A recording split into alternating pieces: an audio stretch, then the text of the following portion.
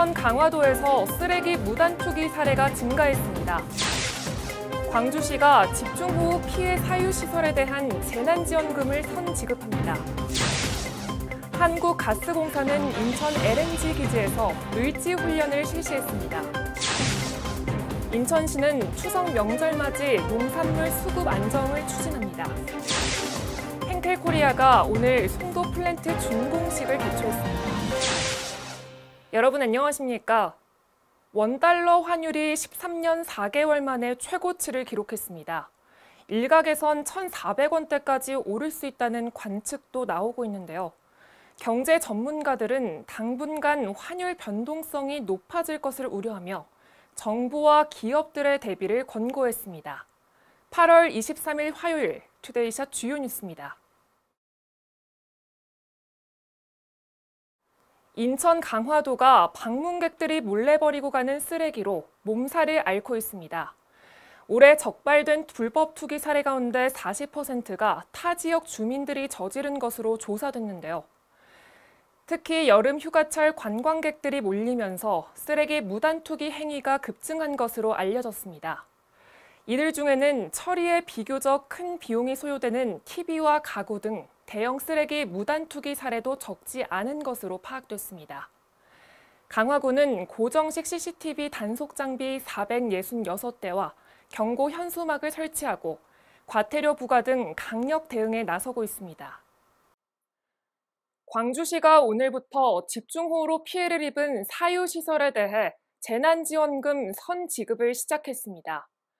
현재까지 접수된 총 1,003건의 사유시설에 대해 복구계획 확정 전 약 21억 원 규모의 재원을 투입해 지급한다는 계획인데요. 세대주와 세대원 중 사망자 또는 실종자가 있는 경우 최대 2천만 원, 주택은 유실되거나 전파됐을 경우 1,600만 원, 반파는 800만 원, 침수는 200만 원까지 지원됩니다. 한편 광주시는 수해 지역 피해 복구 전념을 위해 행안부에서 실시하는 을지연습에서 제외됐습니다. 을지훈련 이틀째인 오늘 한국가스공사는 인천 LNG 기지에서 테러 발생을 대비해 훈련을 가졌습니다. 이번 훈련은 드론 테러와 테러범 침투로 설비가 파손돼 천연가스 공급에 문제가 발생한 상황을 가정해 진행됐는데요. 유정복 인천시장과 이재호 연수구청장 등이 모든 훈련 과정을 참관했습니다.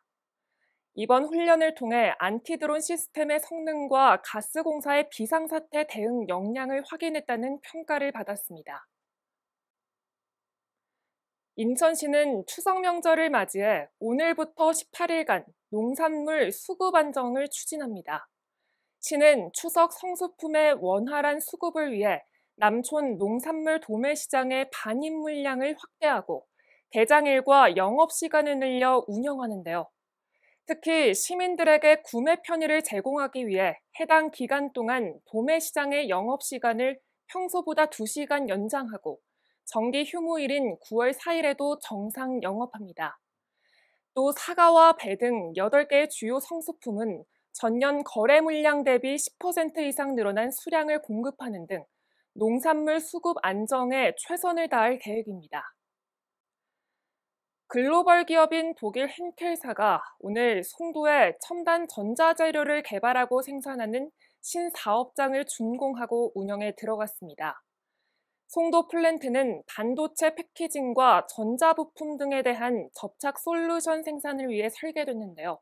고성능 맞춤형 제품은 환경 개선을 통한 지속 가능성을 높이는 것은 물론 전기차 등에 대한 첨단 기술 개발을 가능하게 할 전망입니다.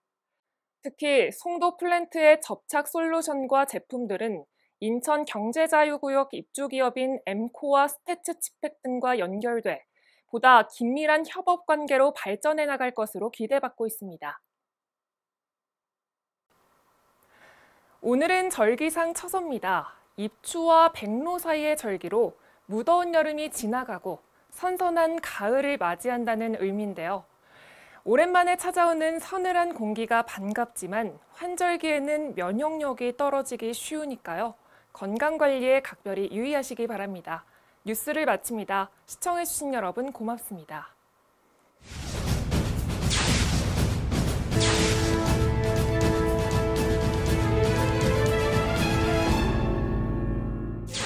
돈인가 사랑인가 명예이던가 사나이 인생길에 거침없이 오늘도 살아간다. 아파할 것도 눈물